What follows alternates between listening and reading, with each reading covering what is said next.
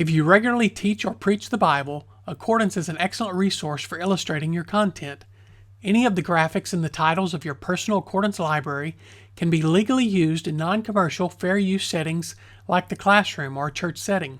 In this quick video, I'll demonstrate how to export a graphic and use it in a PowerPoint or Keynote presentation. As already mentioned, Accordance Bible software has a wealth of graphical resources. One of these is our own Bible Times PhotoMuseum. If you're already familiar with our photo guide as a dictionary of biblical places, think of the PhotoMuseum as a dictionary of biblical things. Many of these images were obtained with special permission from museums that don't normally allow photographs. That means that outside of our exclusive PhotoMuseum, you may not be able to see any of these objects without visiting the originating museum itself. So in any Accordance graphical title, you can move your mouse above the image and you can click to see a larger view. Many of these images will be high resolution and you can zoom in for greater detail. You have two options for using these images in applications outside of Accordance. You can simply right-click and choose Copy Picture. Or if you want to save the file as a separate graphical resource, you can click on the arrow in the top right corner, which will place the image in a zone of its own. I can go to File, Save as Picture, and choose between JPEG or PNG and save that file anywhere on my computer.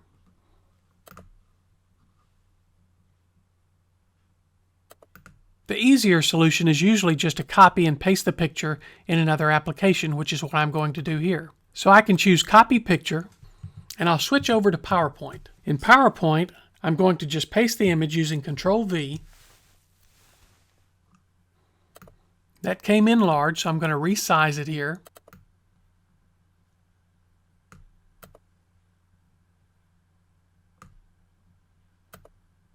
And by itself, that would probably be good enough to use.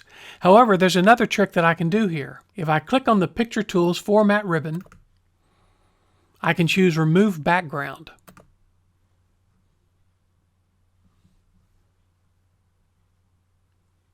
Now I probably need to adjust this a little bit to make sure that I've got all of the image.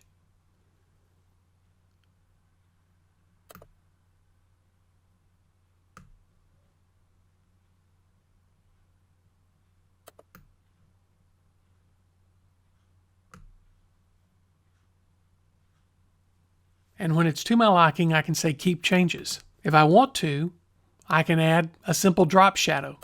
Now the image is ready for my presentation. Let's switch over to the Mac to see how this works in Keynote. So now on the Mac, I'm going to choose Copy Picture, and I'm going to switch over to Keynote. In Keynote, I'll perform a simple Command-V to paste the graphic. I'm going to resize it, move it over here to the side, and in Keynote, the tool to remove the background is called Alpha. So I click on the alpha icon, and all I have to do is drag in the lighter colored background.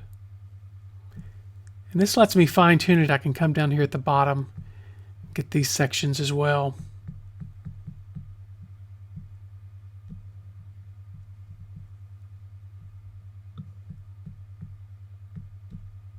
On one hand, it's taking me a few extra steps,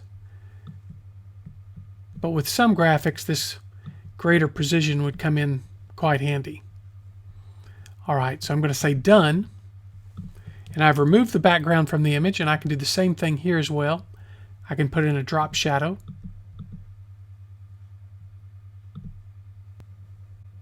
I can expand that out a little bit if I want it to make a larger shadow that's a little bit more visible. And it's set.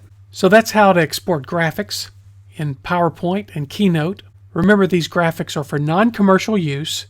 If you want to use these images in a commercial setting, you'll want to contact the original copyright holder. If you have any questions or comments, please leave them in the comment section below.